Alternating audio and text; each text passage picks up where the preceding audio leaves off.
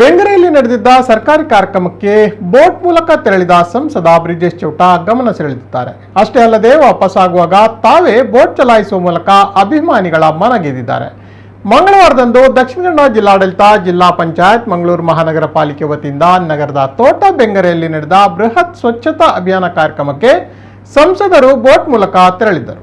ವಾಪಸ್ ಆಗುವ ವೇಳೆ ತಾವೇ ಬೋಟ್ ಚಲಾಯಿಸಿದ್ದಾರೆ. ಈ ವಿಡಿಯೋ ಸಾಮಾಜಿಕ ಜಾಲತಾಣದಲ್ಲಿ ಹರಿದಾಡಿದ್ದು ಅಭಿಮಾನಿಗಳು ಫುಲ್ ಫಿದಾ ಆಗಿದ್ದಾರೆ.